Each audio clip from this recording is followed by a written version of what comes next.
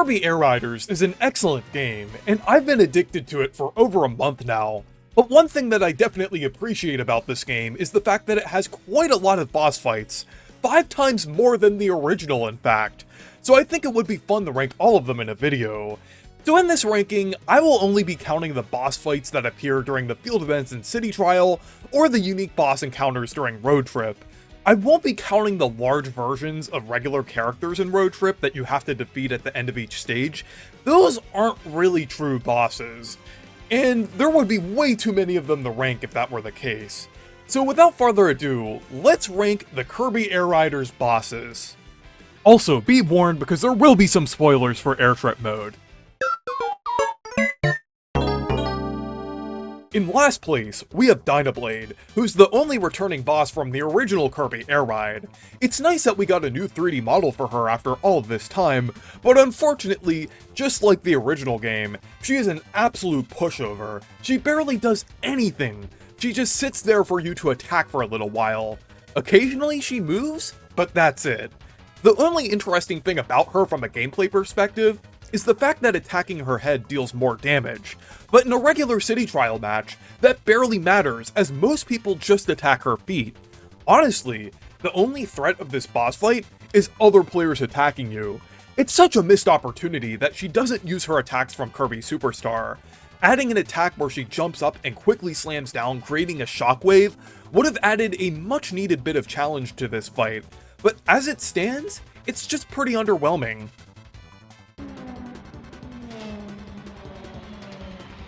Next up, we have Grand Wheelie, which also doesn't really do much, honestly. Out of all of the bosses on this list, it's the only one that was previously a mini-boss, and it shows. All they really do is drive around the edge of the city portion of Skya. It doesn't have any attacks either. All you have to do is ride up to it and attack it to defeat it. And since you automatically move in this game, and speed upgrades are abundant in City Trial, this boss is an absolute spring breeze. I also appreciate the fact that they made this wheelie distinct from the wheelie machines that you ride. This one looks like a natural wheelie, rather than the mechanical looking wheelies made by Galactic Nova. Lightning bolts shoot from my fingertips! Kracko has been a staple of the Kirby franchise since the very beginning. He's the ultimate Kirby hater, and he's back to have some beef with the Pink Puff. But this time, he's generally pretty easy. Much better than the other City Trial bosses, but that's not saying much. At the very least, he actually attacks, where lightning bolts shoot from his eye! And he's also hovering above the ground, making him more difficult to attack. This actually makes for a fairly good City Trial event boss, since it brings some welcome chaos to the table.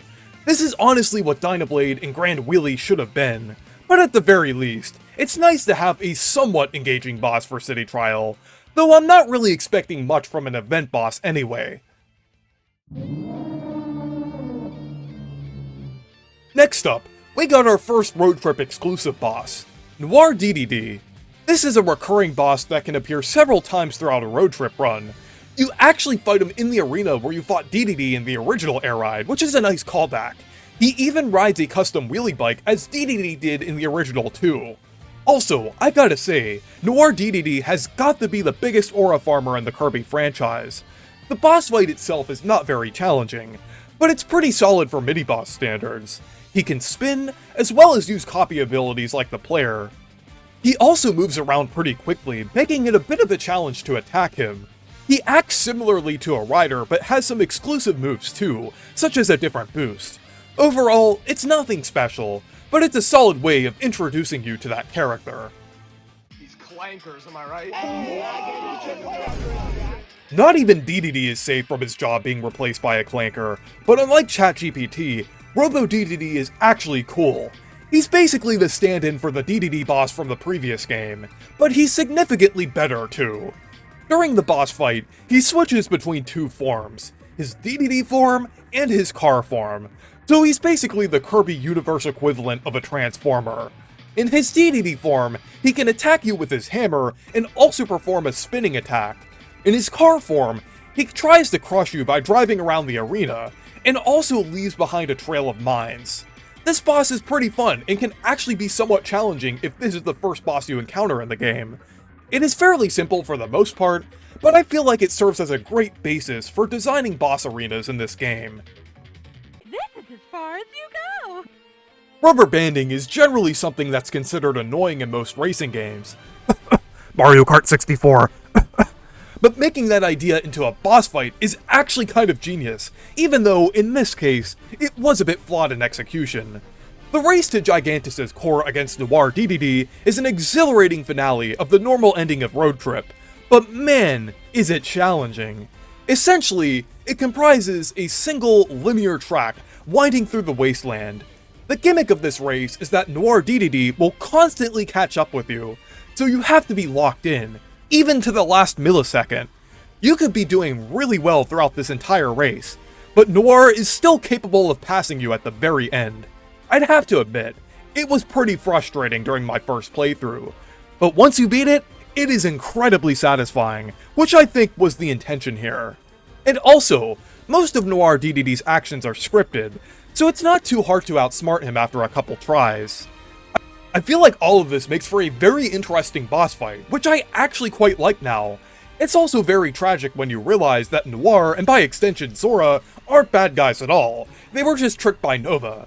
And if Noir collides with the Gigantis core, they will self-destruct. But if the player wins, Gigantis is destroyed, and Noir fades away. It's honestly a pretty depressing scenario either way. I gathered all the star power in the universe and became God! Marx will never not be one of Kirby's most iconic foes, so seeing his boss fight recreated in 3D was really cool. It's interesting that he even appears as a boss in this game, as Marx himself is already a playable character. But I don't really think that matters, as Sakurai doesn't really follow any rules. Even then, you could probably still come up with some kind of canonical explanation for this, considering how insane Kirby's lore is. Maybe it was one of Nova's creations. But the boss fight itself is very fun. A lot of his moves from Kirby Superstar are recreated, like teleportation, the barrage of arrows, his laser, the cutters, which can be inhaled to get the cutter ability like the original, the spiky vines, and of course, the signature black hole. It's even more faithful to the original boss than how it was depicted in Smash Ultimate, which I appreciate.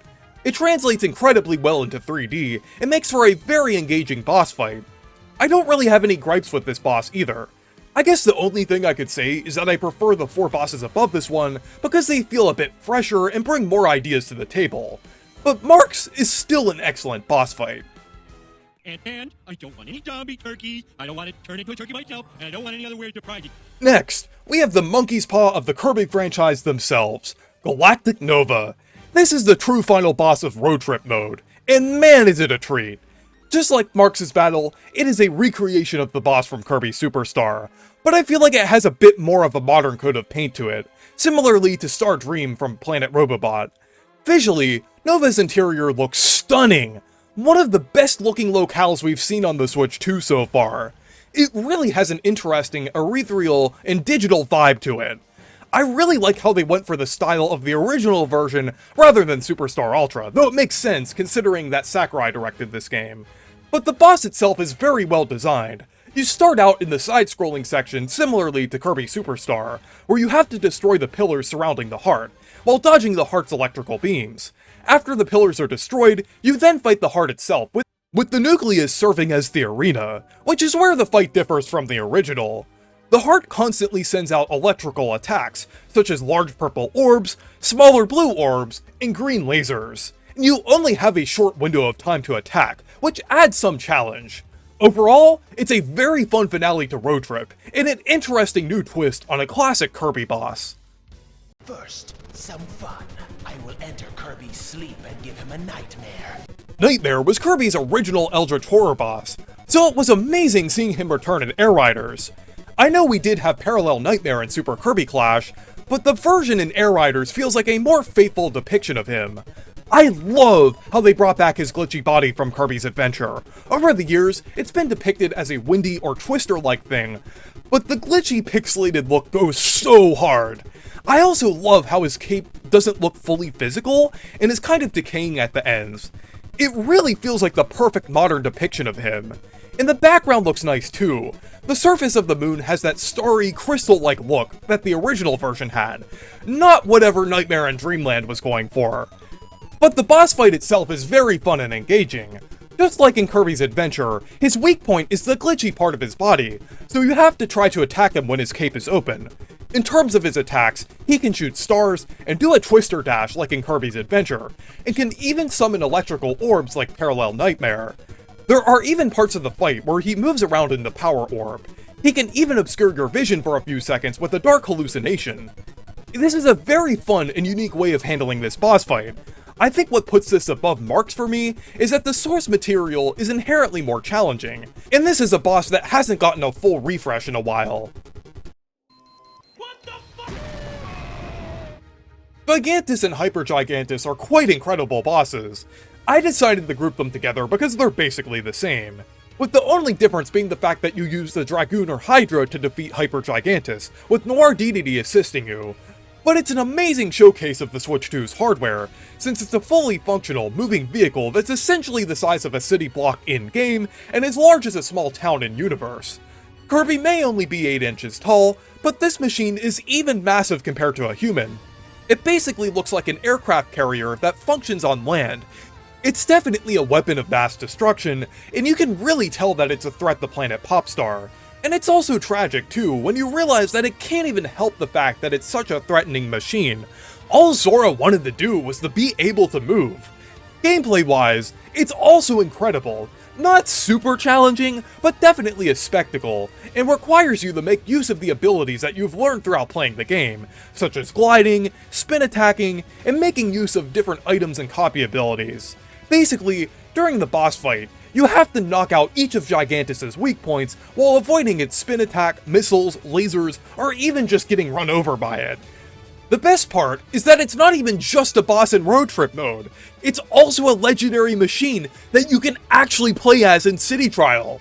Once you collect the 3 Gigantis pieces, your character pilots Gigantis, which takes up a third of the entire Skya map.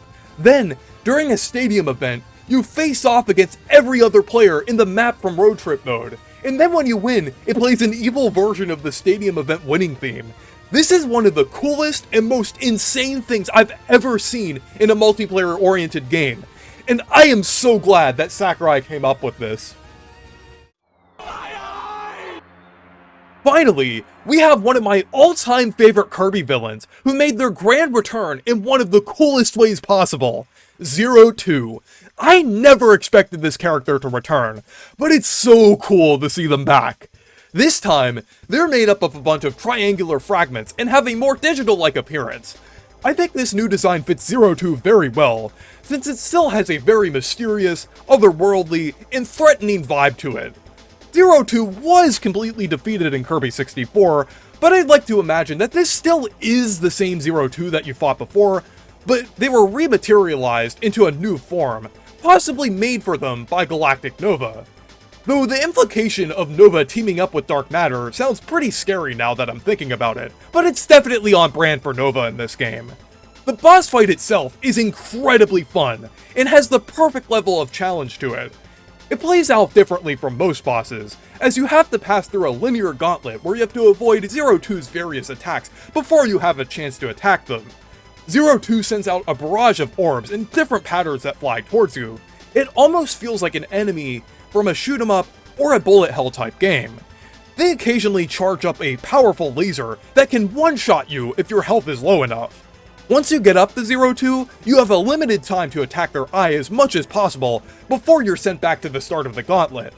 This gameplay loop is so fun and satisfying, and honestly the perfect way of handling a boss in a game like this. It tests both your driving and combat abilities, which are the two most important aspects of this game. And it's a fun callback to one of the most threatening Kirby villains. So anyways, that was my ranking of the bosses from Kirby Air Riders. I think there's a pretty great selection here, and I love how a lot of them are callbacks to past bosses from the series. Let me know down in the comments which boss is your favorite in Kirby Air Riders. So thank you guys for watching this video, make sure to leave a like and subscribe for more, and make sure to check out my Discord server and Blue Sky if you want to. Stay perky!